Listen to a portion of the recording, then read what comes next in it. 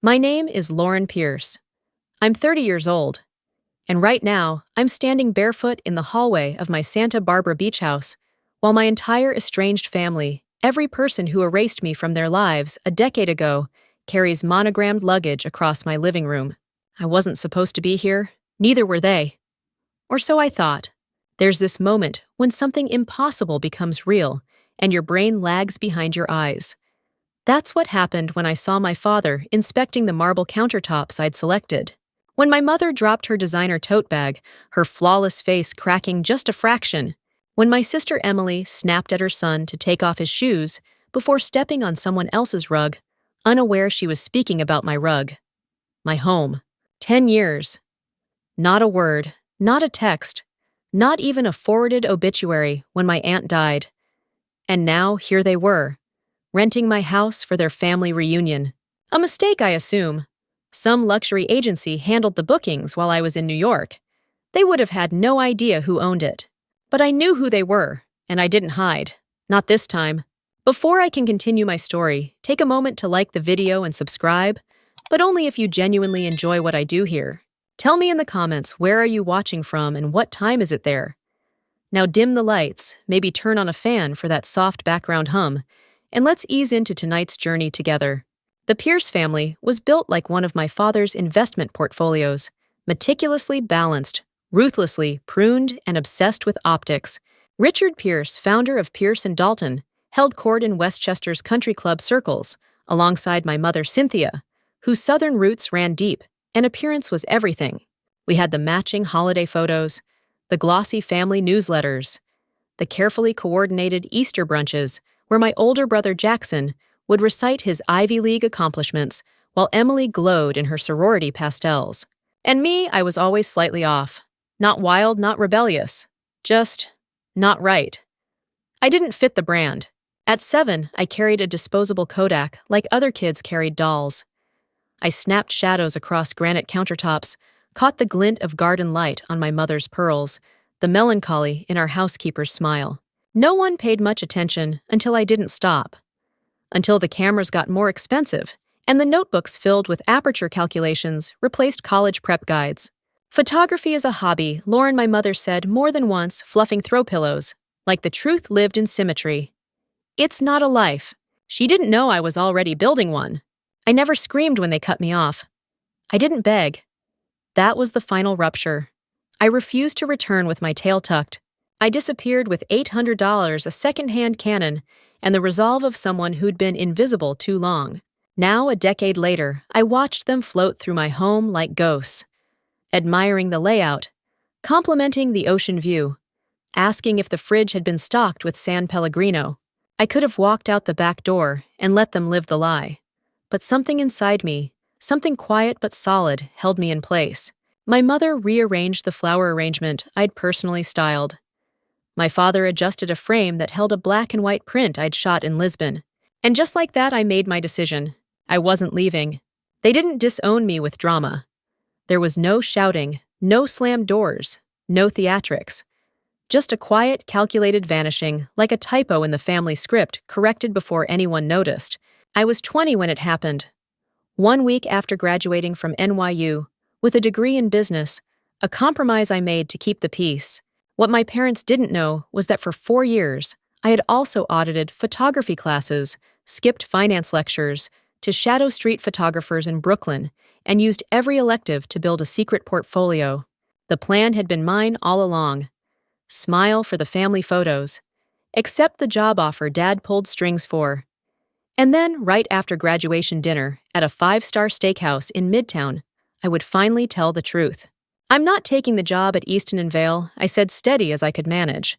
I've been accepted into a mentorship with Garrett Blake. I'm going full-time with photography. Cynthia Pierce blinked once. Her fork hovered over a piece of asparagus. Richard simply tilted his head like he was trying to translate a foreign language. You're joking, he said. I'm not. The silence that followed was so pure, I heard the sommelier pour wine at the next table. You've always been impulsive, my mother finally murmured, dabbing her lips with a linen napkin.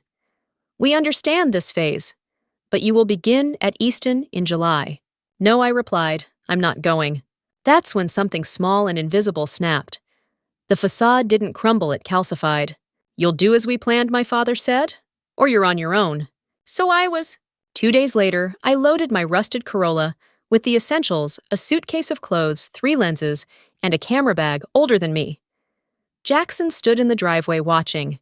"They'll get over it," he said, voice low. "Just give it time." Emily never came outside. Time didn't soften them, it erased me. No birthday calls, no emails, no mention of me in the annual holiday letter. My mother quietly untagged herself from every Facebook photo I was in. When my grandmother passed away a year later, I learned about it from a mutual friend's post. Survived by her son Richard and grandchildren Jackson and Emily, the obituary read. As if I'd never existed. I became the unmentionable, not dead, just deleted. And yet every now and then I wondered if they ever thought of me. If they passed a billboard I'd worked on. If they scrolled past a photo in Sunset magazine and paused, noticing the soft coastal tones I loved to capture. But they never reached out, and I didn't go back. I lived with 4 roommates in a Brooklyn walk-up, so drafty I once watched my breath cloud indoors. I worked double shifts at a bakery, then took the train to wedding venues and construction sites where I shot for pennies. My first gig, a family friend's elopement in Jersey, paid in gift cards and a bottle of wine. Every frame I captured was a step further from who they thought I was, and closer to who I actually was. By the time I started Horizon Lens Studio, I'd long stopped wondering whether they missed me. I didn't need to know, because I hadn't vanished. I just finally come into focus. The first year nearly broke me. Brooklyn was a world of its own, noisy, impatient, unforgiving. My Craigslist room was the size of a walk-in closet, with walls so thin I could hear my roommate chewing. The floor tilted just enough that I had to wedge books under one side of my bed frame. The radiator hissed like it was cursing me in Morse code all night long. I had $800 to my name. Rent took most of it. I worked mornings at a bakery in Park Slope, mostly scrubbing muffin pans and burning my fingerprints on hot trays. In the evenings, I took shifts at a dive bar in Williamsburg, where the tips were unpredictable, and the regulars assumed I was there for practice before becoming someone else. But at night, I was who I really was. I'd walk the streets with my Canon slung over one shoulder, chasing golden light on brownstones and fog rolling off the East River. I photographed strangers when they weren't looking, hands brushing in a deli line, a child's rain boots in a puddle, steam swirling out of sewer grates like ghosts trying to rise. My friends from school posted about their new jobs in wine bars. I posted sunrises and subway graffiti. I was exhausted, underfed, and too proud to ask for help. But I was also lit up in a way I had never been at any Westchester garden party. Then came the accidental break. Garrett Blake, legend in the world of architectural photography, posted on a message board. His assistant bailed last minute on a wedding shoot in Dumbo. I emailed him 3 times in 20 minutes, offered to work for free, attached 5 of my best shots. By some miracle, he said yes. I showed up at 6:30 a.m. in pressed black slacks, with my camera freshly cleaned, and no clue what the hell I was doing. "Stay out of my light. Don't speak to the bride. Don't get in the shot," Garrett growled. "Just carry the gear and anticipate." I anticipated like my life depended on it. Because it did. At 2:00 a.m., when we finally packed the last tripod, Garrett looked at me and asked, "You done this before?" "No," I told him, "but I really want to learn." He squinted. "You've got the eye. Not the polish, but the eye. You hungry?" "I'm starving." That's how it started. I assisted him on 6 more jobs, learning the difference between shooting for beauty and shooting for emotion. He taught me about contracts, licensing, editing workflows, how to pitch to high-end realtors. "You're wasting your lens on weddings," he said one afternoon. "Real estate's where the money is. People sell emotion, not floor plans." I got my first paid listing from one of his contacts, a tiny apartment in Bushwick that smelled like cat pee. I shot it like it was Architectural Digest. The realtor was floored. She sent me 3 more listings, then 5. Then I got a call from a Manhattan firm that wanted someone with vision. I said yes before they finished the sentence. And just like that, Horizon Lens Studio was born. Not glamorous, not easy, but mine. And all of it came from those first brutal months. The $800, the freezing walk-ups, the long subway rides with a camera pressed to my ribs like a secret weapon. I wasn't building a fallback plan. I was building the life I'd been told I couldn't have. Her name was Margot Sinclair, and she changed my life with one comment. "You see angles no one else does," she said, sipping tea in the living room of her Pacific Heights brownstone as I adjusted my tripod. I'd been hired to photograph the space for a high-end listing. I didn't know who she was at first, just that she was the owner. But I recognized the sharp intelligence behind her gaze. She watched me work the way a director watches the first run-through, silently critically, but not unkindly. I nodded, unsure how to respond. I'd heard compliments before, but never from someone who said it like a statement of fact, not flattery. "Who trained you?" she asked. "Garrett Blake." Her lips twitched. "Of course, you have his precision, but your eye's different, more empathetic." It caught me off guard. Empathetic wasn't a word that came up much in real estate photography. She hired me again, and again. First her homes in Malibu and San Francisco, then Aspen, then Park City. I learned who she was, a publishing legend who turned to real estate investment in her 50s. Widowed, estranged from most of her own family, quietly powerful, rich beyond belief. But she never flaunted it. We traveled together for shoots, but it never felt like work.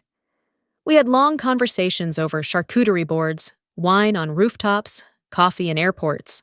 She asked about my life in New York, my family. I told her enough to explain the silence. Not everything, just enough. "You didn't leave," she said once as we flew over Colorado. "You freed yourself." When she got sick, I didn't believe it at first. She looked the same, poised, radiant. But pancreatic cancer doesn't care about elegance. She declined fast. She asked me to come to Santa Barbara for one last shoot. Her favorite property. The house on the bluff. We spent 3 days photographing it from every angle. She wore linen and wide-brimmed hats and talked about light the way some people talk about music. "This place matters," she said one evening, as we sat on the deck, watching the sun spill gold over the ocean. "My kids hate it. Say it's too remote, too quiet. But you understand quiet." I didn't know what to say, so I said thank you. 3 weeks later, I stood in the back row of her funeral in Los Angeles. Her adult children nodded to guests like it was a board meeting. No one looked twice at me.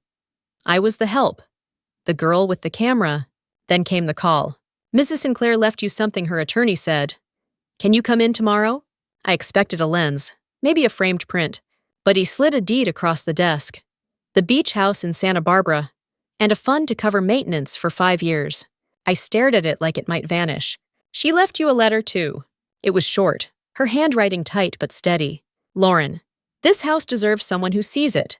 Use it. Build from it. Don't play small. Margot." That was the moment. Not when I got my first 6-figure contract.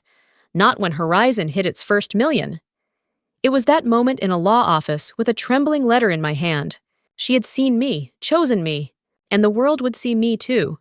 It started with a ping, just a casual notification, the kind you usually ignore while folding laundry or reheating coffee. Jackson Pierce 87 posted for the first time in a while. My thumb hovered. I hadn't looked at his profile in years.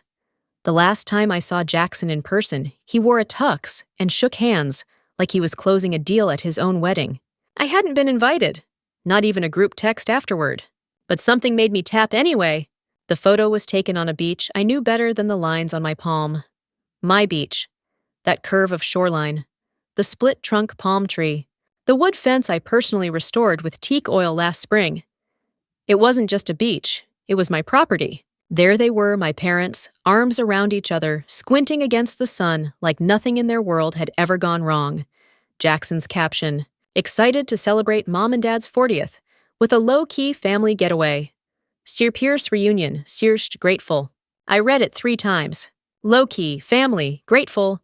I didn't remember RSVPing to that gratitude. I jumped to my mother's Facebook page. She barely posted, but there it was. Looking forward to our humble little reunion on the California coast. Just us, the kids, the grandkids. Quality time with the people who matter most. The people who matter most. I shut my laptop. Then I opened it again. Pulled up the booking dashboard for the property manager who handled the Santa Barbara house when I was traveling. They used a white-glove luxury agency that shielded owner identities for privacy. The Pierce family had booked 2 weeks, paid in full, no refunds. I called Angela, the manager. They don't know you own it, she said gently. We never disclose unless asked directly. I paced across my studio floor. My heart felt like it was trying to outpace the memory of my father telling me I was a disappointment, of my mother tilting her chin and saying, "You'll come back when the world gets tired of you." "They're my family," I said finally. Angela was quiet. "You can cancel," she offered. "But there could be fallout, reviews, backlash. They'd know you blocked them, and we'd have to refund the card, which is under Jackson's wife's name." I hung up and stared at the house's central portrait, the one I'd taken at dusk, when the sky caught fire behind the cliffs. They were coming, to my sanctuary, to the one place untouched by their judgment. And they had no idea. At first, I planned to leave, book a last-minute trip, let them live out their fantasy and never know who'd watched them from the shadows. But the more I thought about it, the more that plan tasted like defeat. Then I remembered what my mother said, just us. The people who matter most. That house cost $18,000 a week in peak season. Humble. No, what they really meant was without me. And I realized with slow, unfamiliar calm that I wasn't going to run. I wouldn't cancel. I wouldn't vanish. I would be right there in the hallway when they walked through that door. And this time, I wouldn't look away. I timed it perfectly. I waited until they were all seated deck table, set with the beach breeze, catching the linen napkins, mimosas, and glassware I owned, but never used voices rising and falling like a string quartet. I knew the rhythm. Lunchtime on the first full day always had that smug harmony to it, like the universe bent in their favor. The sound of my heels on the hardwood drew their attention before I appeared. Silence. It was my mother who reacted first. Her eyes landed on me and widened the recognition instant and devastating. The crystal flute slipped from her fingers and shattered against the deck boards. My father stood, but not all the way half risen, like his knees betrayed him. Jackson blinked, as if I'd crawled out of the sea. Emily's face hardened like glass about to crack. I stepped into the light. "Hello," I said. "I hope you're enjoying the view." Nobody moved. Not even the children, who were still small enough to sense that something unspeakable was happening. Emily found her voice first sharp and narrow. "What are you doing here?" I smiled. Not politely, not sweetly, professionally. The kind of smile I'd perfected for boardroom clients who called me kiddo during negotiations. "I live here." She blinked. "Sorry, what?" "This is my house," I said, glancing around. "Yours for 2 weeks, technically. Welcome." My mother's mouth opened, but no sound came out. My father looked around as if someone might explain it to him. "You own this place?" Jackson asked. It wasn't accusatory. It was disoriented, like he'd walked into a movie he didn't know he was in.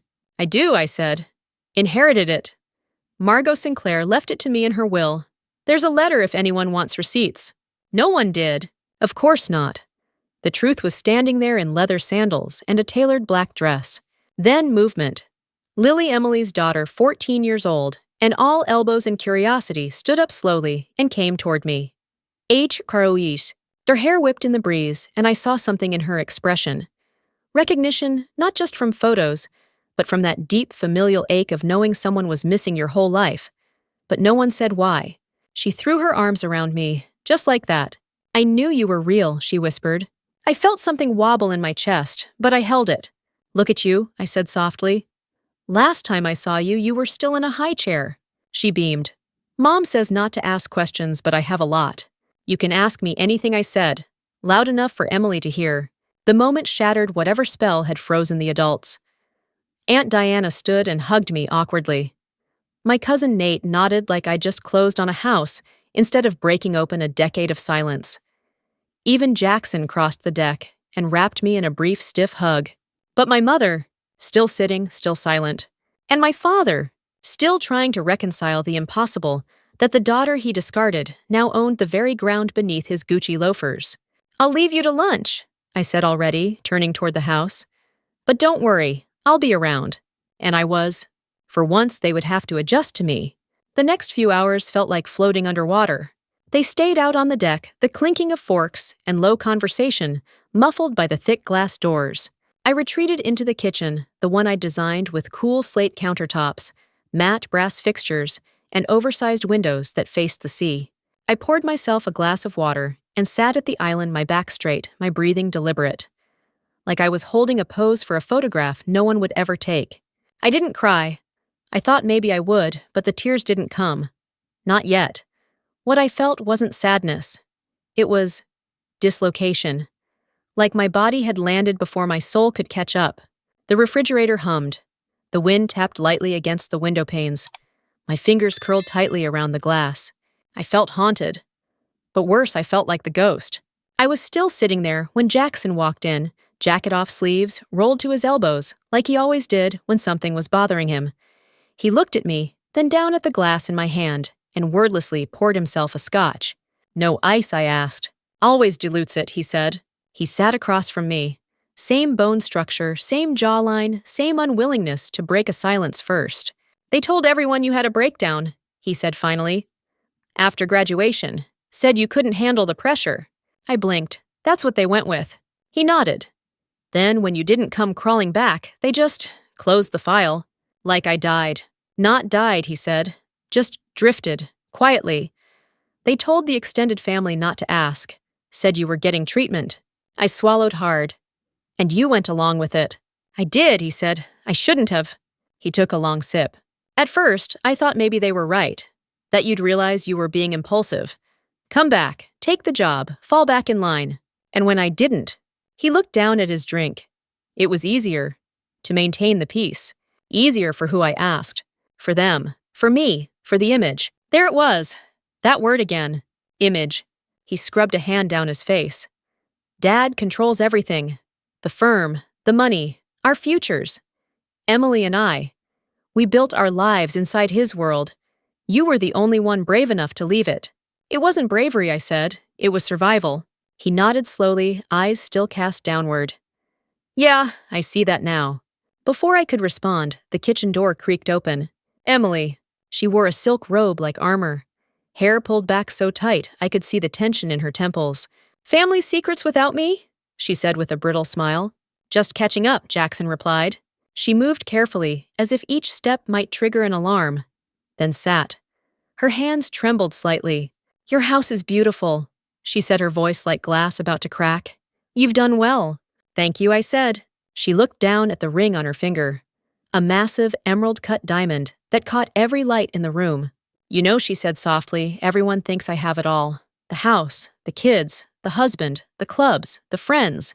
I didn't say anything. I just waited. "Tom's cheating," she said, eyes still fixed on the ring. "Has been for years. Dad knows. Pretends not to, because Tom's father is our firm's biggest investor."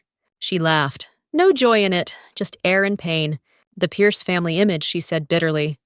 "Still worth more than the truth." And suddenly I wasn't the ghost anymore. I was the mirror. The next morning, I called a family meeting. I told Angela, the housekeeper, to take the day off. Told the kids they could build sandcastles as long as they stayed close. And I stood in the living room, the same one where my mother had already rearranged the throw pillows, and waited as they filtered in, one by one. They were quiet, unsure, guarded. My mother sat straight-backed in the armchair, legs crossed, lips pressed. My father stood near the window hands behind his back, like he was surveying a merger. Jackson took the couch. Emily hovered near the back wall. The rest cousins and in-laws settled wherever they could. I know this reunion wasn't what anyone expected I began. But since we're here, I think it's time we establish some terms. My father raised an eyebrow. "Terms? This isn't about conflict," I said. "It's about boundaries and respect." My mother's fingers twitched in her lap. "You don't owe me anything," I continued. "And I don't owe you an apology for building a life without your approval." Jackson glanced toward our father. Emily wouldn't meet my eyes. "But if we're going to coexist," I said, "I'm asking for honesty. No more pretending I disappeared. No more erasing." "What exactly are you proposing?" my mother asked, voice tight. "Something new. Something that doesn't require me to shrink to fit the Pierce family mold. I'm not here to repair the past. I'm here to set the future on different ground." My father exhaled slowly through his nose. "What does that mean practically?" "Mutual respect," I said. "Holiday phone calls, maybe dinner when I'm in the city. Small steps. Authentic ones. Not forced performances for the sake of appearances." My mother stiffened. "And what if some of us aren't interested?" I looked at Emily. "That's fine," I said. "I'm not asking for affection, just clarity." Emily crossed her arms. You walked away. I was pushed, I said evenly, because I wouldn't perform. Silence. It was Jackson who broke it. I want that dinner, he said. Next month, Midtown, just us. I nodded. Okay. Then my father spoke. You've become quite the negotiator. I learned from the best I said, even if I applied the lessons differently. He allowed a flicker of a smile. The real kind, not the press release one. Your terms are reasonable, he said. I accept them. My mother didn't move, but she didn't object either. That was enough for now. There's one more thing, I added, glancing toward Lily, who was standing in the hallway, eavesdropping with zero shame. She's got an eye, I said. She notices things others miss. She needs to focus on school, Emily said, voice sharp. She can do both, I said. I did. Emily hesitated. What would this mentorship involve? Time, support, someone who sees her. I didn't add someone I never had. We'll talk, she said, which coming from Emily felt like an open door. The meeting ended not with hugs or forgiveness, but with something better understanding. Not everyone smiled. Not everyone spoke. But no one walked away. And in a family that once ghosted its own daughter, that was movement. The sun hadn't fully risen when I stepped outside the next morning, barefoot wrapped in the same oversized knit sweater I wore the night Margot gave me the key to this house. The air was cool and smelled faintly of salt and rosemary from the bushes by the deck. I walked to the edge of the sand and sank down, knees hugged to my chest, watching the sky shift from ash to coral to gold. I was expecting to be alone, but the crunch of slow, hesitant steps in the sand told me otherwise. I turned. It was my father. He looked older in the early light, softer, without his usual layers of pretense. He wore khakis and a sweater that didn't quite fit right, like it belonged to someone else, or maybe someone younger. May I? He asked, gesturing to the spot beside me. I nodded. We sat in silence for a while. Just the waves and the birds, and the awkward awareness that this was the closest we'd been in 10 years.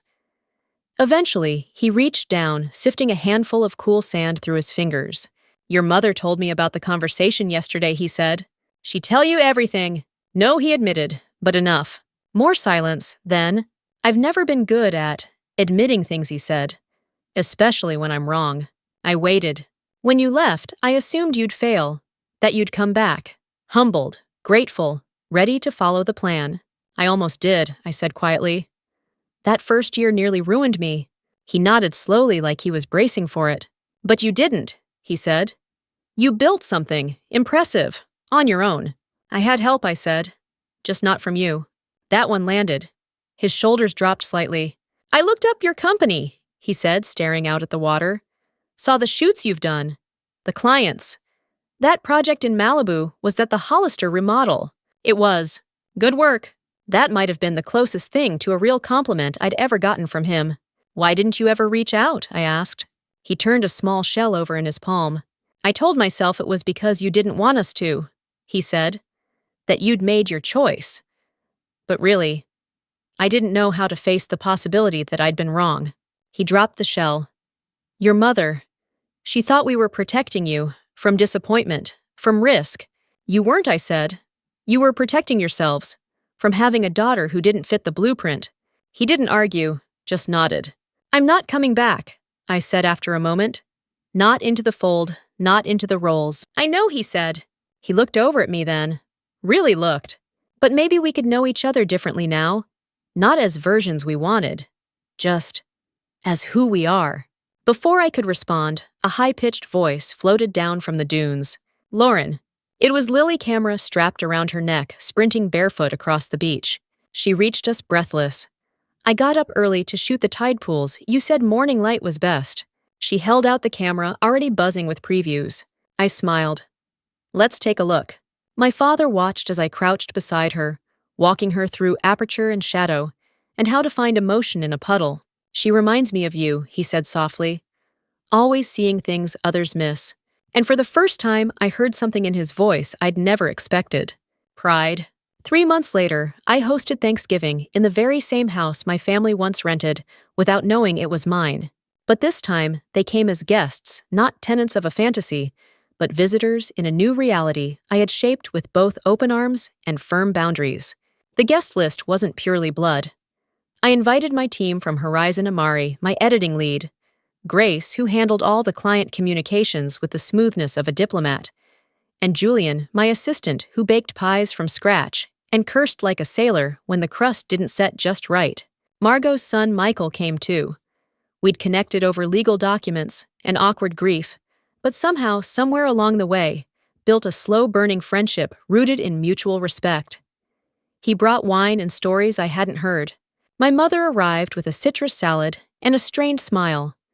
My father showed up in a cashmere sweater, slightly looser around the shoulders than it used to be, like he was finally letting his posture relax. Jackson helped me hang string lights on the back patio, and Emily came. She even brought the kids. Lily ran up to me first, camera in hand, excited to show me her latest shots. She'd taken photos on the drive in abstracts of road signs, moody landscapes through the window. Her little brother's face lit up with juice box joy. Her eye was getting sharper, her instincts more intuitive. I asked her to help me shoot the evening. She glowed. Dinner was messy, loud, and imperfect. Julian burned the marshmallows on the sweet potatoes. Grace spilled cranberry sauce on her blouse. My father nearly knocked over a candle reaching for more stuffing. No one cared. The table wasn't quite composed or symmetrical. It was alive. I caught my mother smiling real and small as Lily tried to get everyone to pose for a group photo. My father talked shop with Michael and even asked Amari questions about editing styles. Emily stayed mostly quiet, but she didn't leave early. That counted. And Jackson. He pulled me aside as the sun dipped low. I told Mom and Dad they don't get to spin this into a comeback narrative, he said. You didn't come back. You just finally let them catch up. That hit me harder than I expected. Later, after the dishes were done and the kids tucked into guest rooms, I found myself on the deck with a blanket over my shoulders and a glass of wine I wasn't really drinking. Emily joined me. We stood in silence for a while, just the sound of waves and the faint music still playing inside. I meant what I said before I told her. You can bring the kids any time if you want. I do, she said quietly. I want them to know you. We weren't hugging it out, sisters. We never would be. But there was a truce in her voice. A beginning. I used to think boundaries were walls, I said. Turns out they're doors. You just get to decide who has the key. She smiled, tired, grateful. I'm glad you didn't vanish. I didn't vanish. I built something, and I had no intention of shrinking again. We often think of family as a fixed concept blood obligation, a hierarchy we're born into. But sometimes it's a story we get to rewrite. I didn't choose to be erased from my family's narrative, but I did choose to write myself back in, not with vengeance, but with truth, with boundaries, with pride. Maybe you've been the ghost at someone else's table. Maybe you've rebuilt your life brick by painful brick. Maybe you're still standing in the doorway, deciding whether to step back in. Have you ever had to rebuild a relationship on new terms? Would you open the door again to people who once closed theirs on you? Drop your story in the comments. I read everyone. If this journey resonated, subscribe, and send it to someone who might need the reminder. You don't have to disappear to find peace. You just have to stop asking for permission to exist.